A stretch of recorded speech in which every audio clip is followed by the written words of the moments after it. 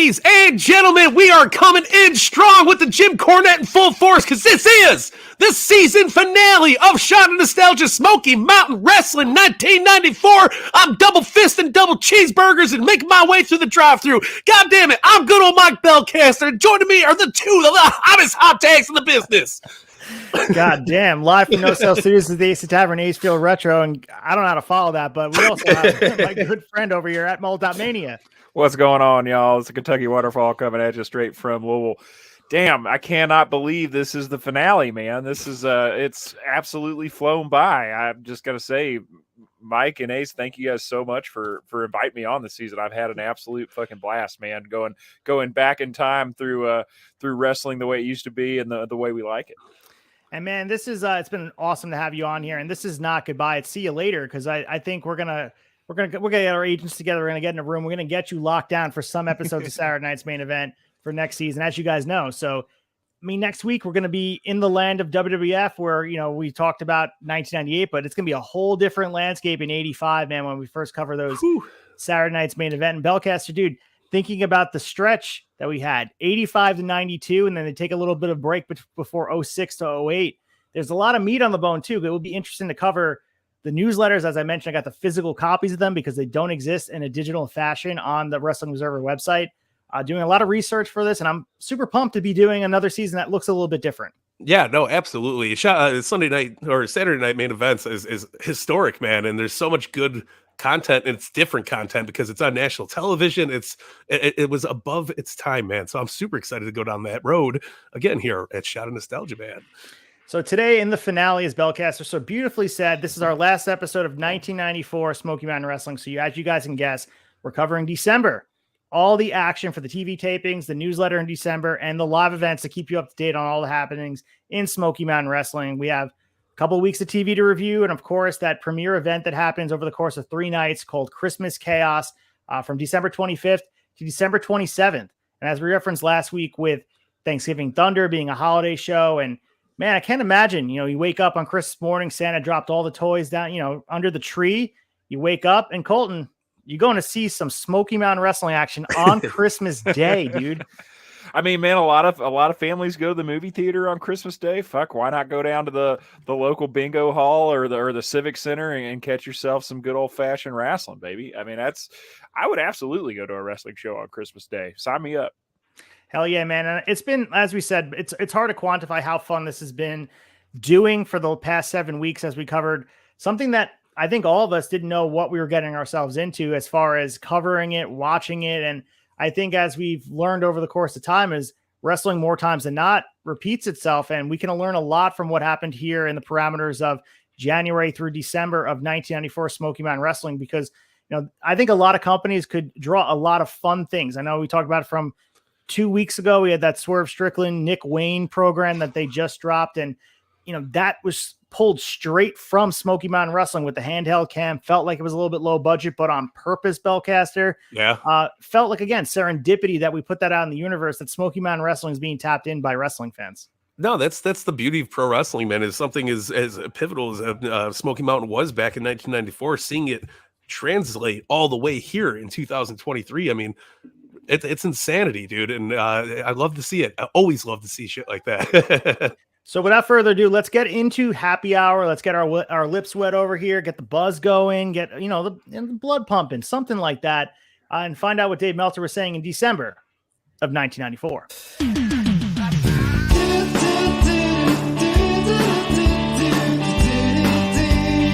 Happy hour. Oh yeah. Dusty baby. The drinks are flowing and we're getting started here. And of course, no warming up in the bullpen because Dusty Rhodes is being held back because, goddamn, it's Friday and we know the drill here. We're going to be talking about the Thanksgiving Thunder and the reception that they received.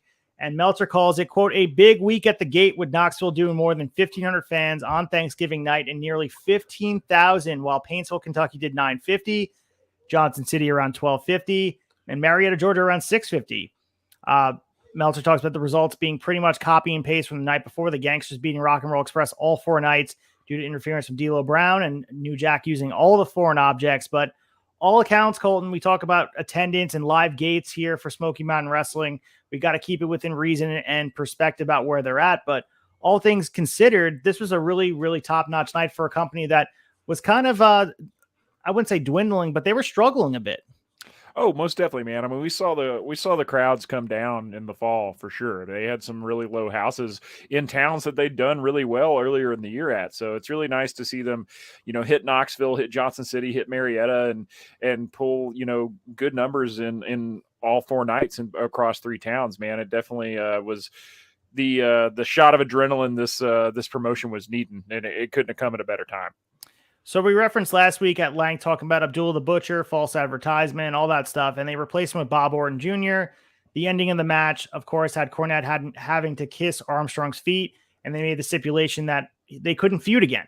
But the other thing that happened was, the matches weren't great, but the fans in Knoxville that night were very upset about Abdullah the Butcher not being there, and Meltzer said there were some refund chants, while in Johnson City fans seemed let down, and there was no strong reaction. The biggest pops were when Ron Wright kicked Jim Cornette with the loaded boot to score the pin in matches with Dirty White Boy. But the fact that they're chanting refund Belcaster, we talked about this with the unshaven head, as we'll know it as, Chris Candido not getting, following through in the stipulation, and all the things that went down with that in the bad backlash. They're not too far removed from that. And they still hear, and again, completely sympathize with the situation. You want to make sure you're doing a live gate, but you're going to leave fans a little bit disenchanted with your program if you're going out there and someone came out on Thanksgiving night to see Abdullah the Butcher and he just wasn't there, and it was Bob Orton Jr. again. Going to leave a bad taste in your mouth. Yeah, I mean, you can only pull the that card so many times of false promoting, and eventually the fans are really going to get ticked off, and it's going to not only hurt the overall product, but it's going to hurt the business side of things, and that's the most important piece of the puzzle, man. If without the business, there ain't no product to put out there, right? 100%. And the other thing in this newsletter here from the first week in December was a little bit about the talent shakeup, Colton. And we have Meltzer saying expect a major talent shuffle between now and the first of the year. He references Lance Storm finishing up this past weekend. He's going back to Canada. And also, as we referenced before, Chris Candido is going to be working heavily with All Japan with a regular schedule and some spot tastes in between, or going to WWF. We know he winds up going over to the World Wrestling Federation. He takes on the gimmick. As we referenced, Skip and Zip wind up gracing our screens over in New York. But the shakeup at Smoky Mountain Wrestling kind of pre-told what was going to happen. The writing was on the wall that they were saying goodbye. And as legend would have it, I think it was almost better for them that they didn't last too long to become irrelevant. I think it kind of added to the lore. And I know that, it's easy for me to say I wasn't financially involved in it, but the fact that it lasted 3 years kind of added to the mystique of it. Like, this was a kind of a moment in time. You had to be there to love it. And your thoughts on this as the shakeup of talent was kind of a predictor of what would go down next year. Yeah, most definitely, man. It's like you said, I think you hit the nail on the head when you said the writing was on the wall here, that we're heading towards the end of the run of Smoky Mountain Wrestling here. And, it's something that they were blessed with a lot of big talent and good names coming through, but they left as quick as they came most times, man. It's something that they've just, especially in 1994 alone, they just cannot catch a break. As soon as they get some talent in there that's, got some heat on them and got some promise, boom, they're gone. They're either hurt in Chris Jericho's sense, or they're up and off to bigger and better things. And it's a shame to see, but man, what a ride it's been leading up to it, man. And it's a shame to see Lance Storm go and Candido as well. But man, how lucky we were to have both those guys here. Absolutely. And I think it becomes exhausting to have to replace guys on the fly like they were doing. And I think that really takes, a little bit of a toll on you as far as a promoter goes. And ECW felt the same blow that Smoky Mountain Wrestling did as the bigger fish continued to pick apart the carcass of Smoky Mountain Wrestling. ECW fought that same battle with WCW and WWF. Every time someone would get hot or get over and become this draw or an act, they would offer them guaranteed contracts or a lot more money that these two promotions couldn't keep up with. And in a lot of ways, man, you can't sustain that pace where every card has to be subject to change and big programs are being altered. And Jim Cornette has to, pull his hair out figuratively and literally to figure out who's replacing these big names that are supposed to be on the show. And we reference, as I said just before, but Abdullah the Butcher with the false advertising. But what's a guy to do? Like, if they go up and they have other dates, of course they're going to take precedent. But there's so much change that needs to happen on the fly that man, I don't know if this was something they ever could have overcome, even if they were financially sufficient. Yeah, it's a wonder that Jim Cornette, he must have great genes, man. It's a wonder he has any hair left at all. just the year he's had, let alone his whole career, just the year 94 that he's had here in Smoky Mountain Wrestling, between the shit with Jake, blowback from fans with hair stipulations not being delivered upon, Abdullah the Butcher. I mean, the list just goes on and on for the guy, man. And it's it's a stressful time. I'm glad it wasn't me. So in the different section in the newsletter talking about Chris Candido, Smoky Mountain Wrestling was referenced, where he was going to be finishing up, kind of as we referenced before, at All Japan and WWF on the horizon for him. And also that Tammy Fitch is likely kind of on her way out as well. Right now, she's going to be used as an announcer rather than a manager. This means that NWO will have to find itself a new champion, obviously, because Chris Candido just won the championship in that tournament the month prior. And we know that Sonny winds up coming over to WWF, and there's a lot of good things on the horizon for her. And then years later, there's a lot of bad things. But this was, again, a breeding ground for superstars. Like, she, at one time, I mean, if you were not watching wrestling prior to what wrestling became, she was the super diva. She was the diva before divas. And here she was in an unassuming role here in Smoky Mountain Wrestling. And they had a lot of money in the act that Chris Candido and Sonny and Tammy Fitch, I should say, had together. But goddamn, imagine thinking back to all the talent they had here in Smoky Mountain Wrestling. It's insane, Belcaster, to think about where all these guys were and what they became. Yeah, no, absolutely. I mean, you're talking the starting point for so many careers. And as you said, the cherry picking does hurt. I mean, eventually your New Jacks are gone. You got your Candidos, your Lance Storms. I mean, it's hard to recover from that on a global basis, let alone on a territorial basis, man. But it's cool to see the birth of all these people. I mean, Boo Bradley, Cactus Jack being there. I mean, the Cactus Jack wasn't no spring chicken, but he also was still in the very, very early stages of his glow up, as we like to say. Amazing that this is all documented. That's all there for us to just recapture here. It's insane. So we also had Tammy Fitch. So this is the 12/19/94 newsletter, and she was injured on the 12/10 in Morristown, Tennessee, taking a bump during a tag match. And keep in mind, women were not taking bumps in the same way that they are today. And also, I mean, a year later, we're going to get a lot of stuff with Beulah McGillicuddy taking a lot of bumps and pile drivers from Tommy Dreamer and all that stuff that we came to love on the ECW side. But this was unheard of on the Smoky Mountain Wrestling side. And when it was done, of course, we saw Dirty White Girl taking a DDT earlier in the year, just the impact it has. But the story goes with Tammy Fitch. She was on the apron, went to hit Tracy Smothers with her purse, but she was going to hold on to the rope with her free hand. Smothers came at her fast. According to Meltzer, she took a cactus-type plunge backward, panicked, and broke the fall with her hands and wound up dislocating one finger and breaking two others. So she's going to be in a cast for 3 weeks and will not miss any dates in a row. Tough cookie over there, Tammy Fitch, Colton. She's able to kind of grind through this, but nasty fall here. And this is kind of this is wrestling 101. I mean, injuries happen, but yeah, I mean, she doesn't really start taking bumps in the ring at all. She's not the Sable Raw. I think Sable was the first person in 98. She became kind of both the, for lack of a better word, eye candy plus in-ring action. Sonny was just that transcendent star. I think back to SummerSlam 97, where she's doing there with the $1 million challenge, standing up there as they're giving away money. She just became the quintessential diva for WWF.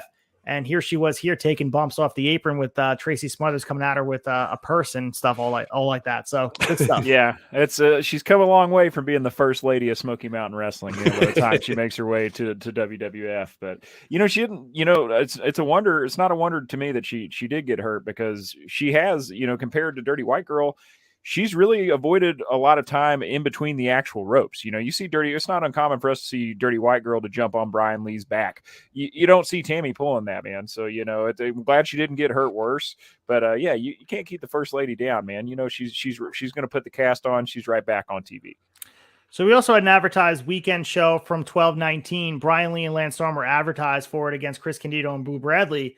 But as we referenced before, Lance Storm had already left the territory and no idea, as according to Meltzer, why Lee wasn't there. So they had to figure out who was going to be wrestling Chris Candido and Boo Bradley. And you can make the argument Lance Storm and Boo Bradley weren't the reason people were coming through the doors, but they were getting a decent following behind them. And Brian Lee and Lance Storm being sort of not there, it just adds to sort of what we were referencing before, Belcaster, where this match was advertised and didn't happen. I'm not just throwing it all on Smoky Mountain Wrestling, and it feels like piling on, but this hurts, especially off of the fact that just a month prior, Abdul the Butcher wasn't there, and small things like that chip away at the fan base where they start to feel like what you say is not true.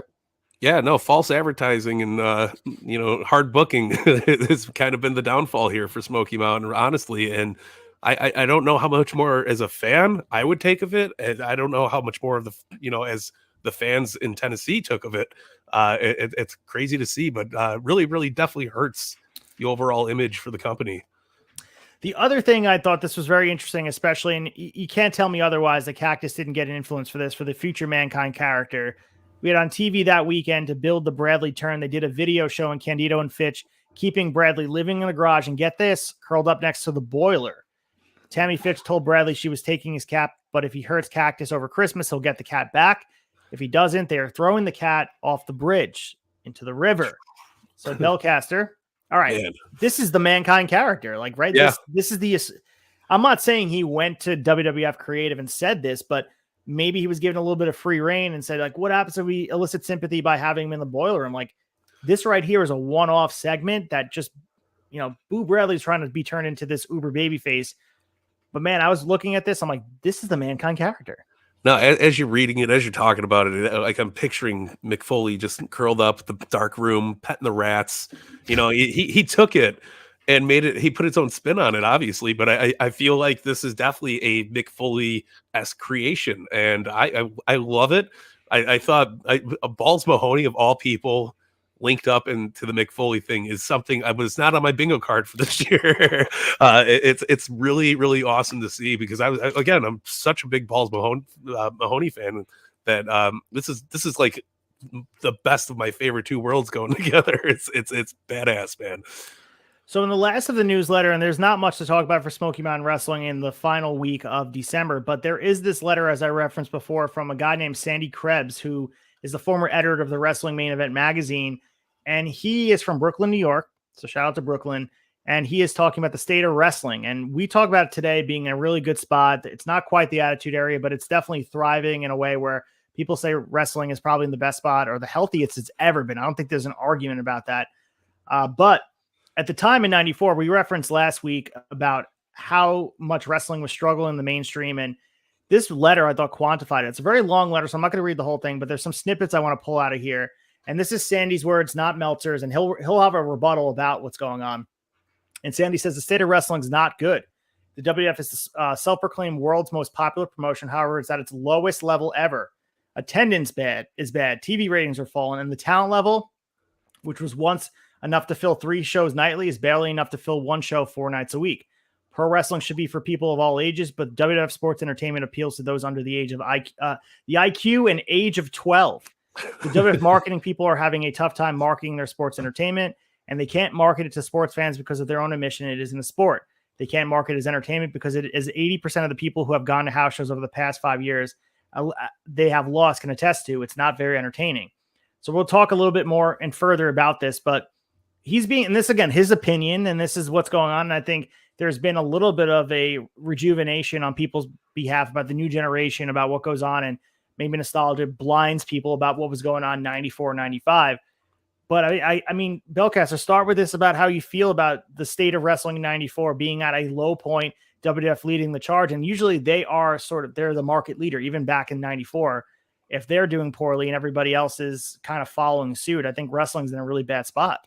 Yeah, no, listen, WWF was a very, very hard watch in 1994, even 95 a little bit. I mean, they were struggling to capture their audience, and their audience was growing out of that 12 and under market, because they've been pitching to that for so long that it's almost become embarrassing to be like, yeah, I watched Doink the Clown and, the garbage guy running around and beating the shit out. It's my favorite show in the world. And it's hard to even associate it to your friends, whoever.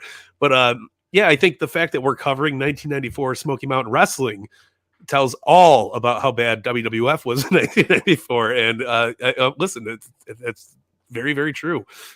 So Colton, on their end, they said WWF short-sighted shot itself in the foot more than 10 years ago when they made the attempt and they eventually succeeded at this, to put every North American promotion out of business in its attempt to become a monopoly. Having failed at that, there is barely anywhere for young wrestlers to learn and develop their craft, creating a shortage of quality wrestlers who could have replaced those that have grown old and stale. The talent they have now is bad. What will it look like in 2 years? Their future looks bleak at best. So he moves on from WWF at this point. But this kind of becomes what happens in the future when WCW goes out in 01 and all of a sudden they're the only ones left standing. Wrestling kind of falls into I wouldn't say a downward turn like it was in 94, but it definitely became less popular in a way where they weren't being challenged. Of course, they created the brand split the next year to try to create rivalry within each other. And there are some definite bright spots. I'm not going to say that there isn't. But I mean, Colton, you say it all the time when you talk about your fandom. You stop watching for a period of time following when a monopoly actually was achieved. Your thoughts on this and kind of Sandy telling the future a little bit? Oh, most definitely, man. Sandy's got a pretty high quality crystal ball here, because he's the view into the future is pretty clear. And it's, I mean, I quit watching in 2004 and quit for years, man. I didn't watch any wrestling for quite some time. And it's, competition breeds quality across everybody, and this was bound to happen. Of course, I understand why, from Vince McMahon's point, you would want to put all the territories out of business and be this big wrestling conglomerate, kind of the one-stop shop. But you do really pigeonhole yourself into that point, man. When you have little to no competition, there really isn't any, when you have everybody working for you, there's nowhere to pull from. And when you have nobody to compete against, the only shit you're smelling is your own. And you can really get kind of blind to the quality of your own brand when that's the case. So yeah, I think old Sandy hit the nail on the head with this one. So he takes the test WCW, he targets ECW, he targets AAA, USWA. He does reference Smoky Mountain Wrestling by name here. He says the one-time hottest promotions, SMW, has financial problems complicated by front office problems and a lack of interest. He continues, in recent months, the company has barely enough wrestlers looking for it to fill a 5-match card. You can only hope with people like Jim Cornette and Jim Ross involved, things will turn around, but the poor condition of wrestling might prevent this from happening. So he's not talking about the quality of Smoky Mountain Wrestling being bad. He's kind of saying the environment around it's looking bad. And if they're being kind of cherry-picked, for lack of a better adjective and verb, to bigger promotions, WCW and WWF is taking their talent, and the good minds of wrestling are there. He referenced Jim Ross and also Jim Cornette being minds of wrestling that can turn a promotion around. Man, wrestling is not in a spot where they can kind of overcome this. And it's funny, 4 years from this point, it's laughable. The wrestling's at the hottest it's been, and all it takes is a megastar. All it takes is an uphill, like a connection that we've seen. Mike Tyson in WrestleMania 14, Stone Cold Steve Austin. You're only a transcendent star away, and that's easy to say, but 4 years, a lifetime changes. And I know we went back in time to cover Smoky Mountain Wrestling from 1998, so it's like a reverse conversation. You and I have the perspective, Belcaster, of covering at length 1998 WWF, but this is, I mean, a lot of this holds true. And I think his criticisms from his own perspective, the guy covers wrestling pretty closely. And again, this is Sandy Krebs, not Dave Meltzer. But I mean, your assessment on what he is saying here, do you think it holds weight, or you think he's being a little bit dramatic? No, I think he's pretty on the money with everything he's saying. I mean, it wasn't looking good. It was pretty grim for, at least a year here in pro wrestling territory. And it's hard to kind of predict where the future is going to go. But I mean, the writing was kind of on the wall. You're getting a lot of shuffling going on in the next year or two here. And I think luckily for us as fans, as consumers of the product, I think the shuffling helped out tremendously and did, so well for the business. But I mean, if it was continuing down this path, we might not be all three sitting here doing a fucking podcast about pro wrestling right now. And that's very true.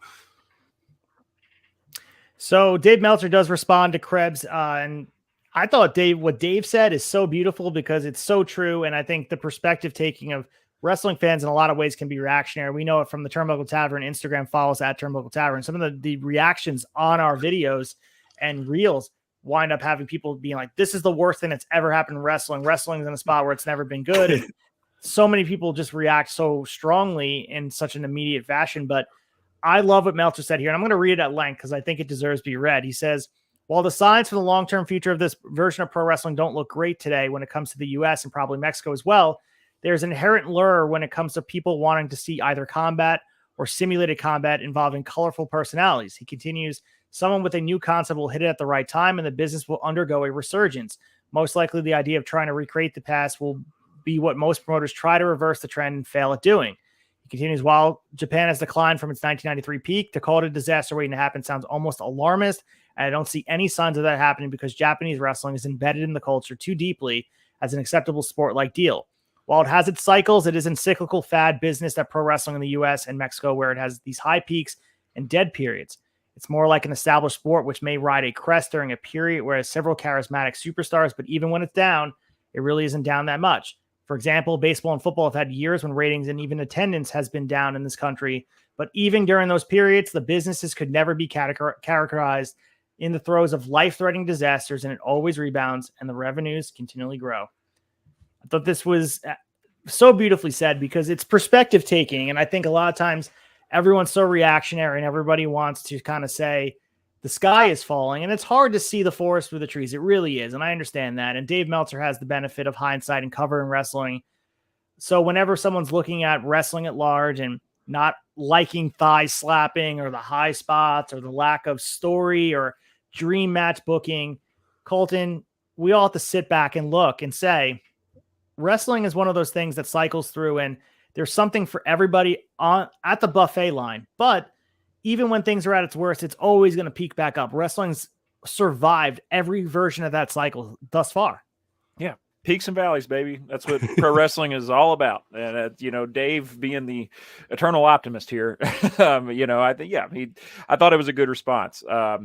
We talk about it all the time, man. It's a business that ebbs and flows, but it's never going anywhere. There's up times, there's down times, but it's always going to be around. There's not been a nail that has gotten into the coffin of pro wrestling, and I don't forever see it coming.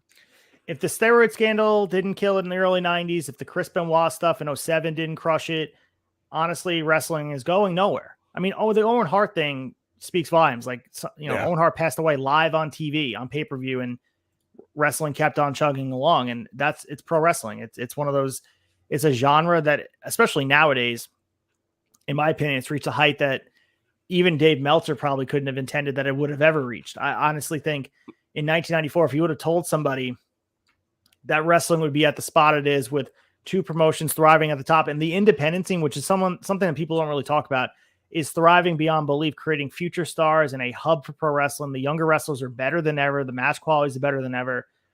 I think even the eternal optimist, as you described, Colton, Dave Meltzer, I don't think he could have even predicted this. Would you agree with that? No, I don't think anybody could predict where we are today, man. I mean, I honestly, as a lifelong wrestling fan, I mean, in 94, watching WWF, I was under 12, so it was marketed towards me. And at the time, I was enjoying it just fine. But I honestly, I don't think there's a better time. Right now, I think is the current best time there ever has been to be a wrestling fan, just for the sheer amount of content that is available and the fact that so much of it is quality, from the tippy top all the way down to the indies you get in your own backyard. I mean, I don't think anybody could have predicted that this boom that we're currently experiencing, man. And I think it's, I don't see us falling into a valley anytime soon. Yeah, and really the missing piece that everyone's missing because it didn't exist yet is the accessibility factor. It's the internet, it's the phones, it's being able to consume wrestling. And you reference even the bottom of the barrel, which is still very good. IWTV produces, they have over 300,000, if not more, hours of wrestling content that's on there from all across the globe of independents putting out quality content. You could literally watch wrestling on loop for the remainder of your life. Like, that's how much wrestling is out there, and never see the same match again and again. Like, between the catalog that exists that WWE owns on Peacock or on YouTube, you can watch highlight compilations or get the Impact app and watch all the stuff that's going on their end. There's so much wrestling to consume, and in a lot of ways we're spoiled. And I think that's what I'm learning from 1994 is that there's tape trading going on. People were desperate to see what was going on just outside of their sight line. And here we are on a podcast a lot of weeks complaining about what we're seeing. And wrestling fans in 94, Sandy Krebs would have loved to have what we have today. But just saying there. Any final thoughts on that before we move on to get your fix? It's very I mean, it's very on point. And the thought of the example of baseball, I mean, God, we've seen years where baseball has like 20 people in the stands, but they're still making advertising. They're still doing all their marketing. They're still, on TV. Ain't nobody canceling MLB anytime soon. So same falls with pro wrestling, I think. And it's almost like how they were saying it's embedded in Japanese culture. It's just as embedded into American culture. And I think pro wrestling is in the best place I think we'll ever see in our lifetime right now, and it only can go up unless something really bad happens. And I don't foresee anything bad happening. I think we are in the second coming, the big boom of pro wrestling right now, and it's a beautiful thing. If we're not in already, but who knows about that? We'll get our fix right now. We're going to get our drinks flowing. We're going to talk about all the TV in December of 1994. It's Smoky Mountain Wrestling. Let's get our fix. Get your fix.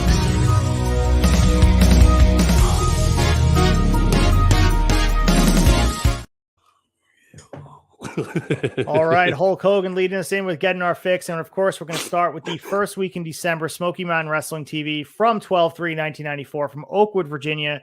3 matches on the docket. Steve Armstrong opening up, defeating D'Lo Brown by DQ. Brian Anderson defeated James Atkins. And Cactus Jack defeated Chris Candido by DQ.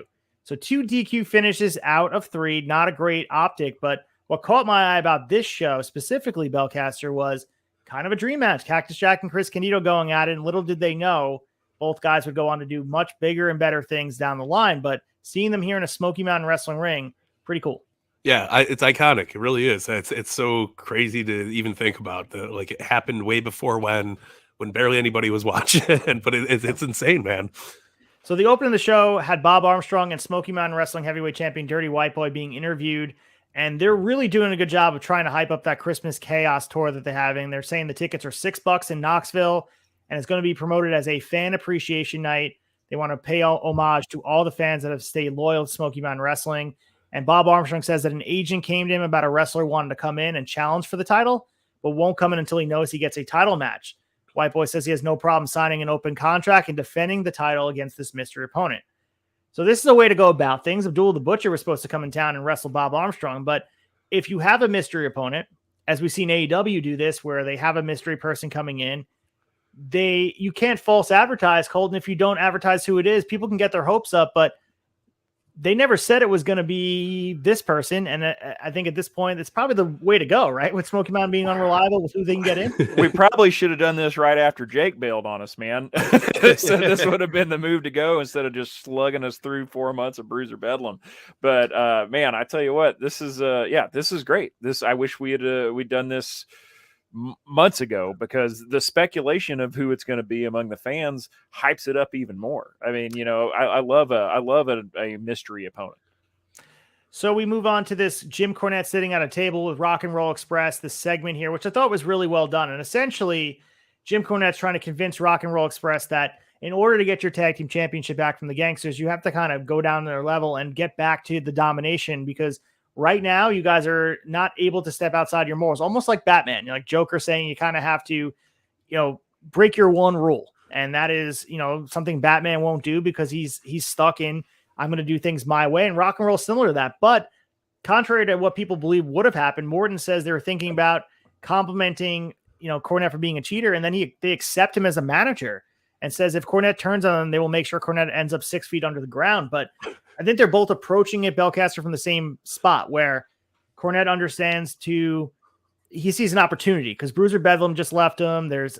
Cornette is kind of like Paul Heyman. I think back to Paul Heyman in like 2003, where he's Brock Lesnar. He's 2002, Brock Lesnar's manager. Then he turns his back on him and goes to the Big Show. And then after Big Show, he turns his back on Big Show and goes to Kurt Angle. He's following the title. And that still continues today. Did the same thing to Lesnar again. And then now he's with Roman Reigns, following the title, following the gold. Jim Cornette doing that here, trying to find a way to get the titles on. And he knows that the Gangsters aren't going to allow that to be managed. They don't want to be managed. So I think he looks at Rock and Roll as an opportunity, as they are kind of desperate right now to get the best of the Gangsters, because for the first time in a while, they're coming in as an underdog and they're chasing from underneath. So this is a good opportunity and a weird match with Cornette and Rock and Roll. Yeah, I mean, it's you got to pull out the sleazeball to kind of advance yourself when you're the good guys and you're put into a hole, right? So Cornette teaming up with Rock and Roll, I feel like the two are just the same. Rock and Roll will never die, and neither will Jim Cornette. So slap those bad boys together. We got a hell of a fucking tag team. So also we have the main event here, Chris Candido and Cactus Jack starting, and the match was, for a TV match, pretty good. Nothing spectacular you'd be expecting because both these guys have definitely done better things in their career. And we don't watch Smoky Mountain Wrestling Colton for the work rate, but seeing what these guys are and the personalities here between Tammy Fitch and then Boo Bradley and Cactus Jack, all names that go on to do crazy, memorable things in professional wrestling. Seeing Cactus and Candido link up here, really awesome to see.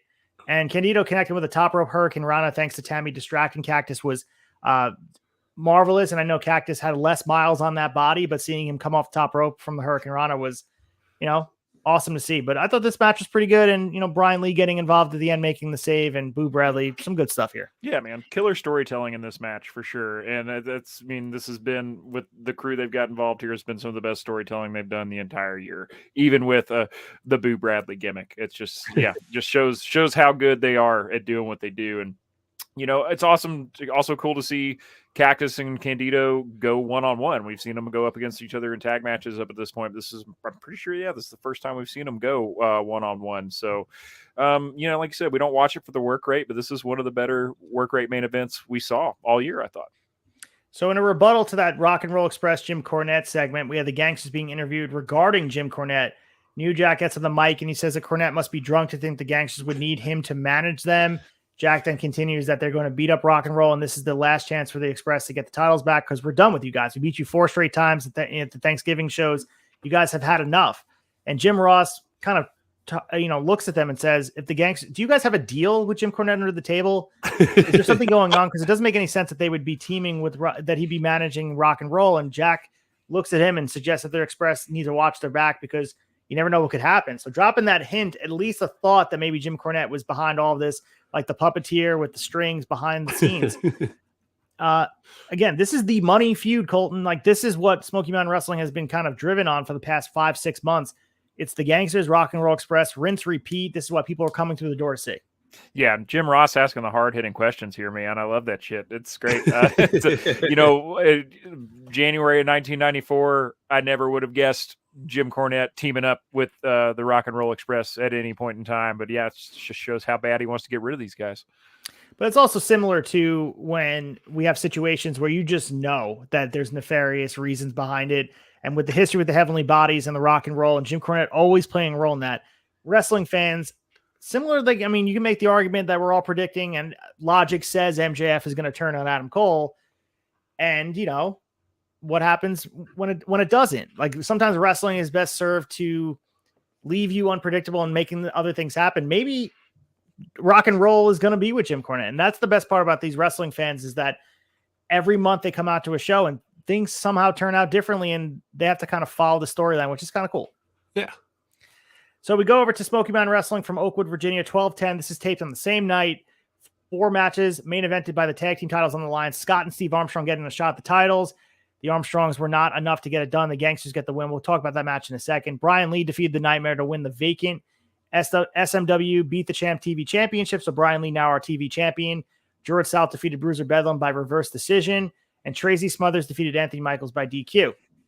So the reason why Bruiser Bedlam was reverse decision, because it was like the Ken Shamrock WrestleMania 14 finish where he refused to let go of the submission and the referee reversed what he had originally intended and he lost the match. So it's a clever finish that I think maybe WWF even got it from this point, where Ken Shamrock snapped and wouldn't let go of the Rock's ankle and you kept the IC title on the Rock. Cleverly done, I guess, but Bruiser Bedlam still not really hitting for me, Belcaster. And he's just one of those guys that I guess the backstory is a little more interesting. Dark Side of the Ring type of stuff has me fascinated in the personality on screen, but in ring work, not great. No, and we've seen it countless times in pro wrestling where it's like the character's just not getting over to the fan base, and Bedlam does fall into that category, and not because of the very threatening belly claw. But yeah, man, God, he doesn't do it for me either. I mean, it's not just you, so don't feel bad. So also in this, we have Jim Cornette interviewed regarding his association with Rock and Roll Express following up from the week prior. Cornette says the Express knows that without him, they won't be able to beat the Gangsters because they're not able to break the rules. That's really the stuff here. And we see some footage of Cornette talking with Morton backstage, which was kind of cool to see. This is the stuff that a lot of wrestling promotions weren't doing. This fly on the wall type of voyeuristic type of wrestling programming where the camera is not supposed to be there. And this becomes a huge part of wrestling programs, even today, where you see these backstage conversations and they're huge. So the camera crew gets kicked out of the locker room when they're noticed, and which was kind of meta for me, Colton. I thought this was really well done. And I think at this point, the Rock and Roll is so desperate to get these tag titles back. They're willing to sign a deal literally with the devil. Yeah, you got to get that greasy mama's boy involved if you're going to be able to break the rules and beat the Gangsters at their own game, man.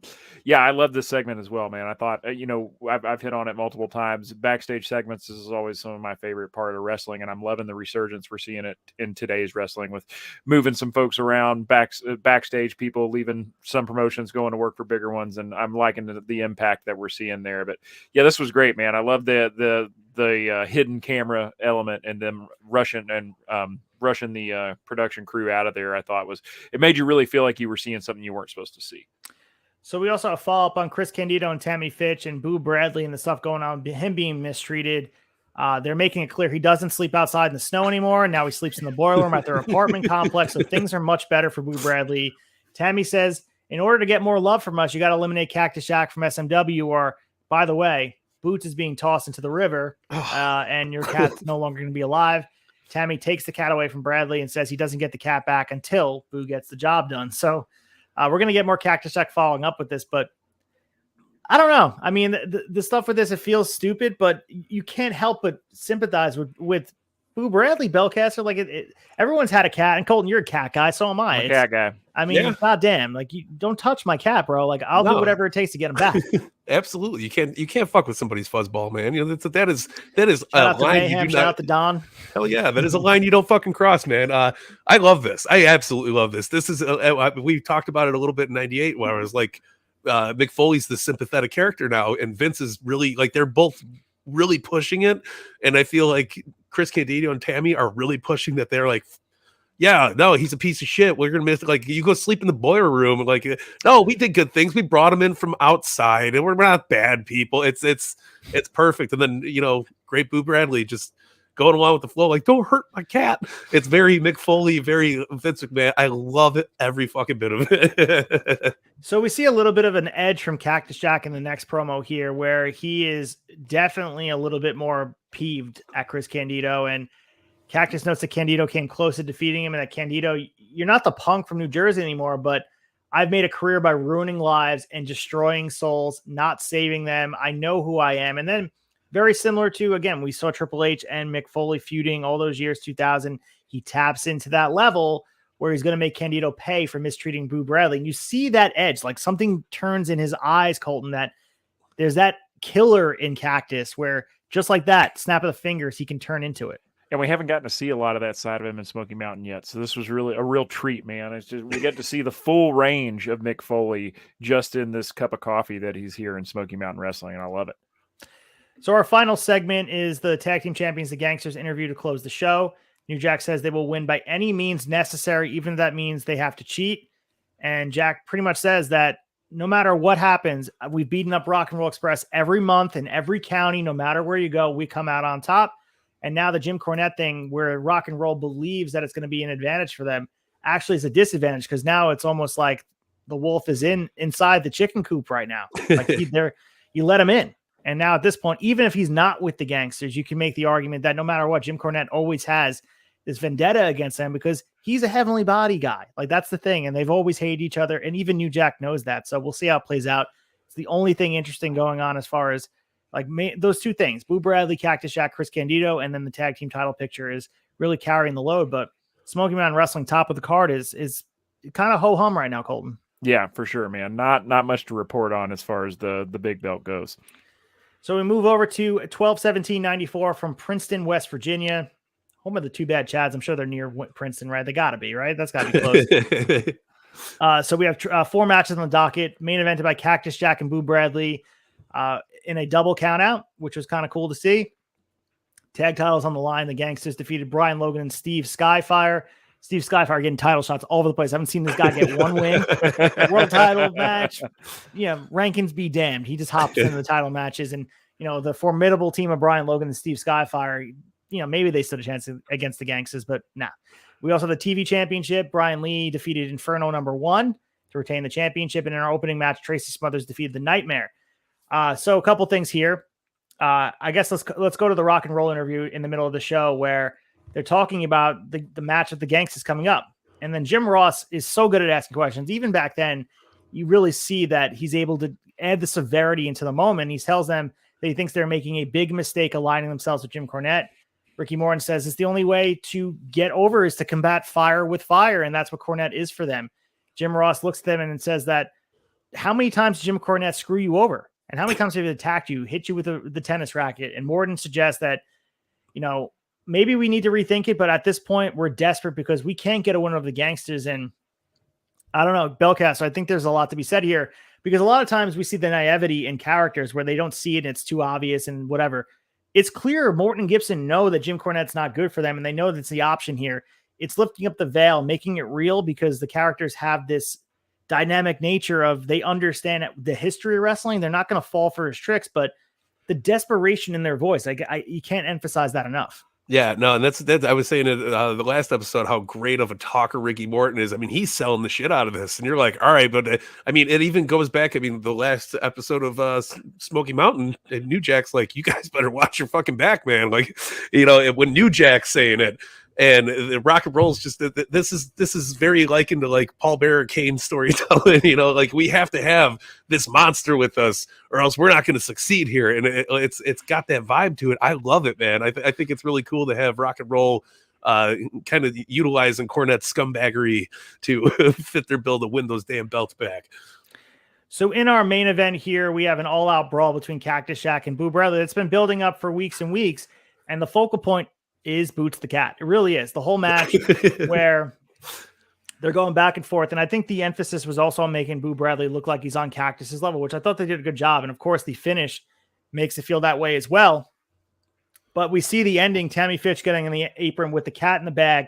Cactus grabs the cat. He's hit by Boo. They go to the floor where they brawl, and the referee is counting both guys while they're doing this, but they're distracted. They count both guys out. It is a clever way to avoid either guy losing. And of course, the cat has to be murdered in cold blood if Boo Bradley doesn't win. But I think there's a gray area now, Colton, where it doesn't have to happen. It's angle advancement. Boots the Cat is the main star here. He's the star player. And sometimes cats do that, man. They steal our heart. Yeah, man. Good. Boots Cat, super over, man. He's getting tons of TV time here lately. And Boots. we don't get to see many double count out finishes, and it was utilized really well here, man. And I don't mean just in '94, just in general. We don't see it often. And yeah, it was perfect. It saves Boots' life on a technicality, and it also doesn't hurt either guy by taking an L, and elevates Boo Bradley to be on Cactus's level a little bit. So we also have this interview following the show, Cactus Jack and Brian Lee, to close the program. Cactus says, I have this vision of Boo Bradley staring me in the face, and it's making me sick. It's taking everything it is not to bring this old side of Cactus out of me. And he says, you don't fight me in a Falls Count Anywhere match, but that's what we're going to do. And I think it was a clever finish because the count out builds towards a future big match between the two of them in a Falls Count Anywhere match with, at the time, that stipulation held a lot of weight. I know they just throw it out like haphazardly on different promotions. Oh, it's Falls Count Anywhere. But at the time, it wasn't the norm. So I think Belcaster, I think it holds a lot of weight. Yeah, especially when you're going up against the likes of Cactus Jack, man. I love the intensity of the promos here, and I absolutely love it, man. A Falls Count Anywhere match with this kind of a build-up double count out, it's beautiful. So they also reveal that Buddy Landell is going to be the mystery opponent for Dirty White Boy in the following at the Christmas shows. Landell cuts a promo saying that everybody wants to know where he's been. He said, I've been sitting back waiting for an opportunity. And he says, right now, Smoky Mountain Wrestling gave me an opportunity. White Boy's out there. He's playing games. And if I wanted, Dirty White Girl would have been at my house with a snap of my fingers. So targeting Dirty White Girl, it's low-hanging fruit at this point. Like we saw Jake do it. He actually DDT'd her. So gets investment here. The fans do react to it. But Buddy continues and references Ric Flair by name. He says, Buddy says that Ric Flair has embarrassed the nickname Nature Boy, and he's back in wrestling to bring prestige back to the Nature Boy moniker. So Buddy Landell is from a time different than ours. But thoughts on this? You think? I mean, the way the fans reacted, Colton, I feel like they do. He holds weight similar to Bob Armstrong. I think one of those things that nostalgia does is like we don't see it through that lens, but I think it did resonate with this fan base. And I don't know if it took the world title picture where it should be, but it is a nice change from seeing Dirty White Boy and Bruiser Bedlam going out there and having like 1.5-star matches. Yeah, I think he definitely holds serious weight, especially at this time, especially in this territory, man. I mean, I think this was, anything was an improvement, honestly, at this point for the main title picture. But I thought this was about as good as they could get, and I thought it was a nice. The fact that he comes out and he calls out Ric Flair by name and shits on him for stealing his nickname, Loki, I thought was great. I mean, obviously the guys, his notoriety was enough for, Ric Flair to take and use his nickname. If he was a nobody, I don't think we'd be calling Rick the Nature Boy. So yeah, I think this was I liked his promo, and I think I'm excited about this program, man. I'm just excited to have some fresh lifeblood pumped into the world title picture. So draw the curtains back to 1985. He was the NWA National Heavyweight Champion. He won the title from Terry Taylor at Starrcade 85. So he's been in some big matches, but legend has it, and maybe people have confirmed this, but he was set to win the NWA World Heavyweight Championship from the aforementioned Flair in 1985.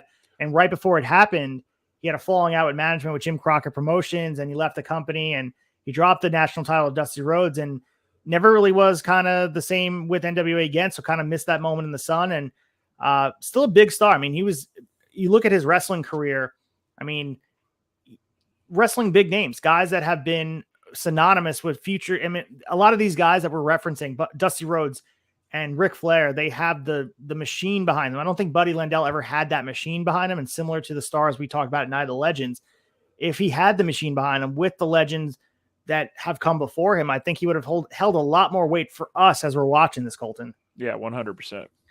So as we move towards our next TV show, 12/24, it's Christmas Eve. We got Santa coming down the chimney. But first, let's get to Princeton, West Virginia.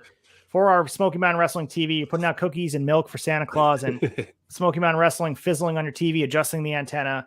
We have 4 matches, and we have the Heavyweight Championship on the line in our opening contest. Dirty White Boy defeated the Nightmare pretty handily. Buddy Landell's in action, getting some warm-up matches. He defeated Steve Skyfire because, Steve Skyfire is going to hold it on. I keep ripping on Steve Skyfire.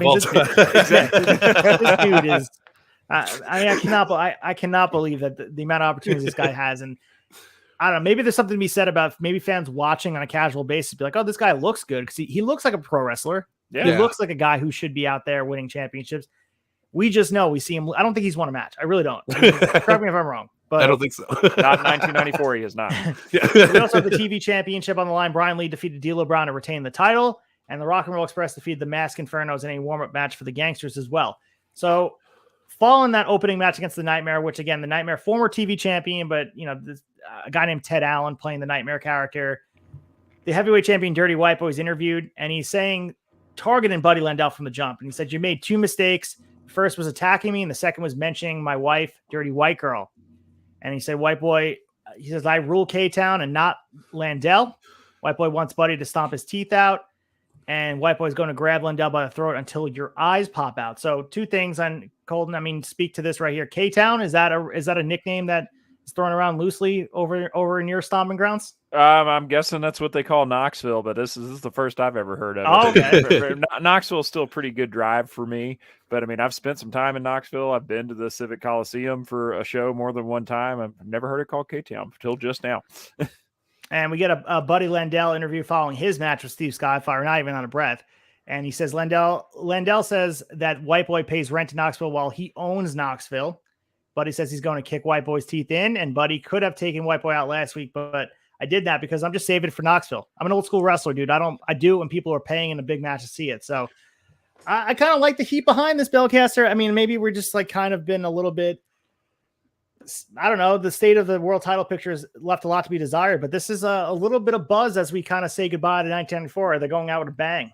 Yeah, no, the resurgence feels legit. Like I'm enthralled with. Like I'm so excited to see what's going to happen, and I think there's a good intensity between the two, and good promoing going back and forth. Good storytelling. I love like you pay rent in Knoxville. I own this motherfucker. Like you gotta love.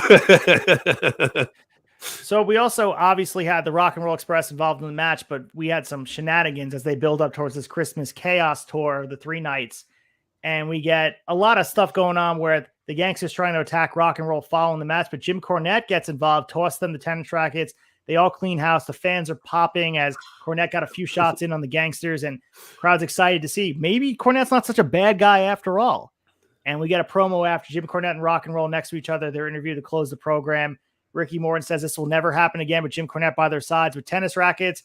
Morton says, I can't wait for the night to end because they will have the tag titles and won't have to deal with Jim Cornette anymore.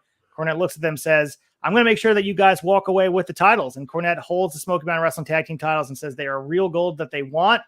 Cornette looks at the Gangsters and says they have a big surprise coming for them at Christmas Chaos. And this is the last hype. And as far as programs go, this tag title feud, the Jim Cornette insertion into this program is another, it breathed life into this, which I don't know if it actually needed it, but takes it to the next level. And you're going into this Christmas Chaos show with a lot of momentum, Colton. I feel like this go home show is one of the better ones they've done. You took the words right out of my mouth. I was going to say this is probably the best go home show that we've done this year, I think. And they've built it all in a week, really, for the most part. I mean, yes, the Rock and Roll, and we've had more than a week with Rock and Roll and Jim Cornette, but just I'm feeling super energized going into the world title picture with Landell and Dirty White Boy. I mean, it's just so much more meat on the bone than we've had for this title in the last 6 months. And yeah, it's a great go home show, man. I mean, there wasn't enough going on match wise to really distract from it, because sometimes you build a go home show with too much action, people get caught up in that and forget what the payoff's coming to. And I thought this was perfectly executed. So we lead into Christmas Chaos, and it's 3 nights, as I mentioned, on Christmas night, Knoxville, Tennessee. People enjoying their Christmas, and we have a pretty stacked card led, of course, by that main event for the tag titles. But before we get there, opening match was the Power Ranger defeating D'Lo Brown. Tracy Smothers defeated Brian Anderson in an I Quit match. The world title, despite being a better feud, is still stuck in that 3rd spot. Buddy Landell defeated Dirty White Boy by DQ, and they run that finish back over and over again. Kind of predictable because they're not going to pin Landell, and they don't want to pin Dirty White Boy. They don't want to put the title on someone. And this is sort of the conundrum they find themselves in on a weekly basis, is that they keep bringing in challenges for Dirty White Boy that may or may not be there. And they're so hesitant to put the title on someone that may walk away and have to come up with it, clean up the mess that Jake Roberts kind of made them hesitant to. But, and we also had Cactus Jack and Tracy Smothers defeating Boo Bradley and Chris Candido. And in the main event, it's a Christmas miracle. Rock and Roll Express are now, again, your Smoky Mountain Wrestling Tag Team Champions when they defeated the Gangsters, Mustafa Saeed and New Jack, and Jim Cornette with them. And Christmas, man. And then it's the first night of the 3-night tour where the title change happens and everybody gets to see the first 2 defenses against the same team. Some good stuff here on this card. And honestly, I was very impressed with everything they did here. Some good built up stuff. Cactus Jack and the Boo Bradley undercard stuff is exciting too. And I mean, as good as it can get as far as to end the year here, Belcaster. Yeah. I mean, what a better way to celebrate, Jesus Christ's birthday than the Rock and Roll Express taking those goddamn titles off the Gangsters. But it's solid ass. I think this is one of the most solid cards we've covered this whole year for Smoky Mountain. This is great. There's really good storytelling in between. And I think that the World Heavyweight Championship match had no it belonged in the middle of the card because there was so much invested into the Rock and Roll Express versus the Gangsters, man. I loved it. I think it was beautifully done. So the night after Christmas, Johnson City, Tennessee, the only variation to this card is they changed that the tag match with Cactus Jack and Boo Bradley and Tracy Smothers and all the involved. They changed it to a Falls Count Anywhere match with Cactus Jack and Chris Candido, which they set the tone for with the double count out and all that stuff. And Cactus Jack is undefeated in Falls Count Anywhere matches. Of course, he gets the win here. They run it back the next night as well with the same card, 12/27/1994 from the Mulberry State Rec Center, Lenore, North Carolina. I got to say, 3 solid nights of wrestling where Rock and Roll, the payoff was there. Fans walked away happy. I'm sure they were. And now legend has it, since 1994 Christmas, now you leave out chewing tobacco and cheap whiskey for the Rock and Roll Express to come down your chimney. It doesn't always happen, but when it does, it's magical. And they come down in full gear too. They wear the tassels on the shirt, and you can kind of hear them hitting the boots and stuff. So you'll get Santa and you'll get Morton and Gibson coming down your chimney if if you leave out the right chewing tobacco. Yeah, you hear them packing that can, baby. Right So good. And we go into our last TV show of the year, 12/31/1994 from Princeton, West Virginia. And this is on New Year's Eve. So people are in their house, and this is another holiday where people are inside, and who knows what the ratings did on their local television, but we had 4 matches on deck. Chris Candido defeated Steve Skyfire. D'Lo Brown fought Inferno number 2 to a no contest. Brian Anderson defeated Anthony Michaels. In our main event, Buddy Landell defeated the TV champion Brian Lee to win the title. So let's break that down. And obviously we will talk about a lot of the stuff with Chris Candido is leaving and he's saying goodbye. But there was a tournament for the NWA World Championship that was held in Cherry Hill, New Jersey. As we talked about, we had all the stuff that went down there. They show highlights of it. They show footage of White Boy winning the bout. Jim Cornette accidentally hitting Lawler with a tennis racket. The referee gave the match to White Boy by DQ. Lawler attacked White Boy following the match. So they're showing highlights of that NWA stuff that we covered last month. But I mean, interesting enough, and this is stuff that people didn't see, Belcaster, because there wasn't the internet, there wasn't phones. You couldn't be like, oh, look what happened in Cherry Hill, New Jersey the other day with Smoky Mountain Wrestling. You could show this as new content on TV and people wouldn't know the difference. Yeah, no, but that was the wonders of 1994 and that world pre-internet, pre-cell phones, having everything on it. But good stuff, absolutely good stuff. So we have a Dirty White Boy interview regarding Jerry Lawler and Jim Cornette, and I think one of the reasons they showed this highlight from the NWA thing is to revisit potentially a Lawler program with Dirty White Boy, which we will not have the privilege of covering because they're going to be taking on each other at January 28th show here, and they're building this up. And I like I said, I think Jerry Lawler really fits the aesthetic of this show. And Super Saturday Night Fever is the name of the event where Jerry Lawler is going to finish all the business and win the championship back. He says Memphis is the only place that have literate people, targeting Knoxville, saying they're all Hicks and all this stuff. This is on pre-tape from Lawler, and one of the best in the business. The guy elicits more heat than anybody. I do like this, and I think this is what the Smoky Mountain Wrestling Heavyweight Championship needed was a guy like Jerry Lawler. The only issue is you run into the same problem, Colton. It's like Jerry Lawler is not going to be here for good, so everyone kind of knows the finish. And even if Jerry Lawler wins the title, it's a one-off. It's a Band-Aid on top of a bullet wound. This championship needs a little bit more depth with the undercard. Where are the guys from underneath climbing up the card to challenge Dirty White Boy and take it? Some guy who will be there. Yeah, it's great to see Jerry come in. I mean, we talked about this last week when we saw him on the NWA partnership show, like how well would he fit? Great to have him here. But yeah, man, like you said, it's not going to be for long, even if he does take the belt. Real missed opportunity. I mean, I know we said it before, but man, how cool would it have been when Chris Jericho got hurt if we got to give Lance Storm a chance to come up from that? I mean, I know he's a babyface, but you could have turned him heel. He's a mid-card babyface. There's not that much story there. How cool would that have been to see that give a run, or just really anybody on the mid-card, man? They never, at least in 94, didn't really find a good hand to give that rub to, and just kind of always banked on giving somebody from the outside, which really kind of pigeonholes you here. Absolutely. And we kind of had this focus of the show with Buddy Landell, eventually with the TV championship on the line, the main event. He actually prevents the D'Lo Brown and the Inferno number 2 match from happening and comes out and calls out Dirty White Boy to come out to the ring. He says he wants a title match right now. White Boy decks Inferno. He's yelling at Buddy. Harmon prevents Landell from getting in the ring and holds him back. So Landell is going to be satisfied with a different title match and kind of makes sense. And we'll talk about it in a second. We have Bruiser Bedlam confronting Jim Cornette, saying that he wants title matches. He's annoyed that Jim Cornette is now siding with Rock and Roll Express, whereas I've been loyal to you. There's some level of truth for Bruiser Bedlam. Like, dude, seriously, I've been here the whole time. So is Rock and Roll, though, at this point. Cornette then says Bruiser has had shots at Dirty White Boy over and over again. He hasn't capitalized, Belcaster. So kayfabe-wise, it makes sense. Internally, it makes sense because the guy's not really getting over. Yeah.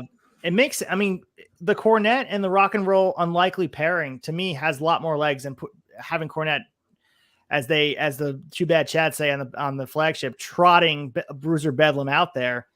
It doesn't. I don't think there's anything there, and I think they're kind of writing him off, from our screens, because without Cornette, Bedlam has no legs to stand on.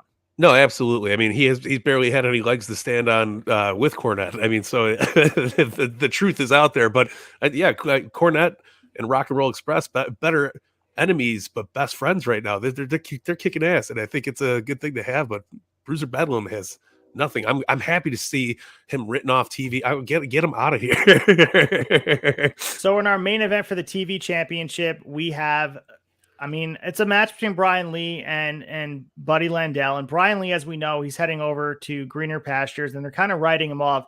So if you're watching this probably in context, you know that Brian Lee has to lose the title. Not that the TV title has any long reigns. We've seen this title be bounced around over and over again, more so than like the hardcore championship. Seriously, the title changes hands with guys that are undeserving too, guys that haven't been built up. It truly is a one-off TV championship used in the most literal sense ever, with no weight or gravity to it. It just has no meaning in my opinion. And TV titles, there's a gray area between the way some of them function. The WCW one to me was used perfectly. And even the ECW one was, where it's utilized on TV. It gets young talent over, but it also has some, you felt like it was a launch point to something. Here, it feels like it's not at all. But let's just say that they had to get it off Brian Lee, and maybe this was his last day. This was the hard stop date, and Buddy Landell gets the win. The match wasn't really any good. Of course, Buddy Landell cheats to win the match. He puts his feet on the ropes. He's the new champion, and he's looked strong since being booked. He has, as we mentioned, the lineage and the history and all that stuff that goes into it. But I think most of the story here is the interview after, where, you know, Buddy says that $1,000 means nothing to me, and he gives the check to Jim Ross after winning the title. Buddy's agent grabs the check, puts it in his pocket, which was great to see. And Buddy suggested everyone take notice of him, and he says that, you know, despite Jerry Lawler coming in and taking my shot, I'm the TV champion, but I'm still targeting Dirty White Boy, and I'm going to hold both championships come January 28th. Of course, Mike Belcaster, we're not going to cover it here, but we can look at the results and see what happens and all that stuff. But as far as last shows ever for 1994 go, do you feel like this kind of encapsulated what they were, or did they go out, as Colton said before, not with a bang, but kind of a whisper? Yeah, no, it's held a little bit more curiosity on my end than most of the shows we've covered. I feel like they're getting into a good space now with it. I feel like there's a lot more on the buildups here and the storytelling, but it's still not, it's not enough to capture the hearts of America, man. And so it's a wet fart, a little sizzle. That's about what we got going for. The other interesting thing, and again, you find yourself in a hole here when you tape in advance. They didn't know the results of Christmas Cast. They did probably know, they can go through the book, but this was taped prior to it, so they couldn't reference anything that happened. So a lot of things stood on their own, and that kind of hurt for me. And again, you tape in bulk, sometimes things happen and all that, but I think they made the best of it. But you can clearly tell that both these shows were taped on an island and completely out of the realm of what happened at Christmas Chaos, where a lot of great stuff happened at Christmas Chaos too. So the fact they didn't have the ability to reference it because it didn't happen when they taped it, that's an issue. So yeah. With that being said, let's get to the chaser, talk about our favorite part of December, the final month here in 1994 of Smoky Mountain Wrestling. The Chaser.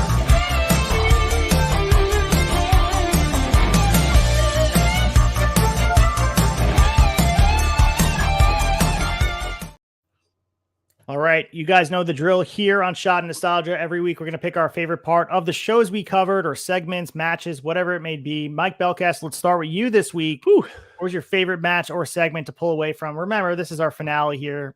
Big picture talking. Well, I mean, I'm just going to go over what I could pick away from Smoky Mountain 1994, and it's obviously the birth of the gangsters, which is beautiful.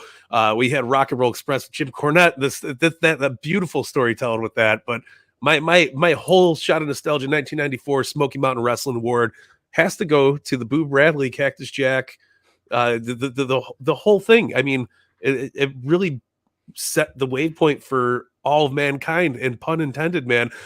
We got the Boiler Room. We got Boots. Boots wins my heart over, man.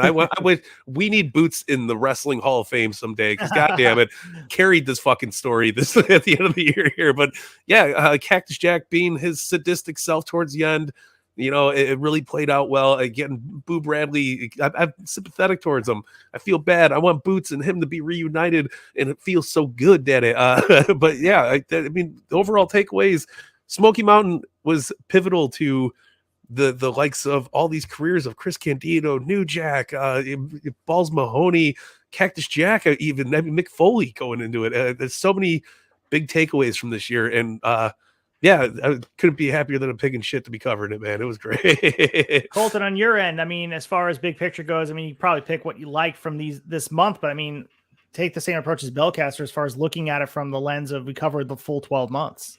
Yeah, man. I mean, it's been an incredible ride. In '94, so many different things happened, man. And I think that, going back to how we started this episode with like Sadie Krebs talking about how, WWF was the big machine and they were marketed towards 12-year-olds or under, that really makes the tagline of Smoky Mountain really stand out to me. Wrestling the way it used to be and the way you like it. They were going for a niche audience, and God damn it, they pulled it off, man. I mean, they really did, and they did a great job with the hands they were dealt. I mean, they were throwing all kinds of issues, from Jake Roberts not showing up to being drugged through the mud and the torch and the Observer, to Abdullah the Butcher, blowback from fans not delivering. They always figured out a way to pivot and come through, man. And I mean, just from this month alone, I love Buddy Lundell's bring it. Finally, it's a little late. I'm honestly bummed out. We're not going to get to see the next month of the title picture, because man, that poor world title is just since Jake snake bit it and took his ball and went home, it just hasn't been the same. But getting to see a little bit of new blood breathed into that picture, and like we said, the birth of the Gangsters. Something I never thought I would see was Jim Cornette teaming with the Rock and Roll Express, and then them regaining the titles on fucking Christmas. It doesn't get much better than that, man. Completely agree with you. And I think everything you guys said, I completely agree with. And I honestly, the highlight for me is Rock and Roll Express and the Gangsters all throughout the whole year. I think it's the best tell story. And I think because it did the handoff from the Heavenly Bodies feud, I think they did such a good job of carrying the ball across the finish line with all of them. But the other thing I pulled away from Smoky Mountain Wrestling 94 is the simplistic storytelling and how effective it can be when done well. There was, of course, misses across the programming here, and we talked about them at length. But when the simplistic story of wrestling is told well, people fall in love with what's in front of their eyes, and the ability to transcend and create kayfabe in a world that people want to believe and immerse themselves and escape their reality. I think Smoky Mountain Wrestling is the best example of that, where the live audience is invested in the characters. They go out there, and it's done with, very simplistic approach. It's done with not the post-production. There's not all the shine on the product that a lot of the wrestling companies have now. And it's just raw, it's gritty. And it's, to me, that's what makes it even better, because it's wrestling just personified. And when the characters are going out of their way to transcend really what is the story on the screen, match quality, because that's what we're looking at here. There for all the greatness that is 1994, it's definitely not match quality. There is, 1994 was the home of some great wrestling throughout wrestling. Maybe it takes place in Japan, maybe it takes place elsewhere, but it's not about the work rate. And I think that's what a lot of people are clamoring for. They're clamoring for story. And a lot of times when it was done well here, and even for lack of trying, they left us with attempts at telling meaningful stories from up and down the card. The only thing they couldn't hit was the heavyweight title picture. And I think a lot of times that they got gun shy with a lot of what they were doing, because I think they were burned over and over again. But that would be my one critique of it. But up and down the card, I think this was a nice way to revisit wrestling in its very emerging form, where wrestling can be very good if the stories mean something. And I think really the fans there at Smoky Mountain Wrestling, they care. They want the good guys to win and the bad guys to lose. And sometimes we're seeing that start again in wrestling, where bad guys are being booed and good guys are being cheered. But that's when people can kind of sit in their chair in front of their TV or in the arena and just forget everything else going on in the real world, and wrestling can be an escape for them. And this was what it was for us, even covering it here. So as we kind of eulogize Smoky Mountain Wrestling 1994 and get ready for our next season, believe it or not, season 5 of Shot Nostalgia, where we're going to be covering all the goodness of Saturday night's main event. We do some chilling here at the Tavern, get ready for the week ahead and everything coming down the pike here as the Tavern continues to turn on. Let's close the tab. Closing the tab.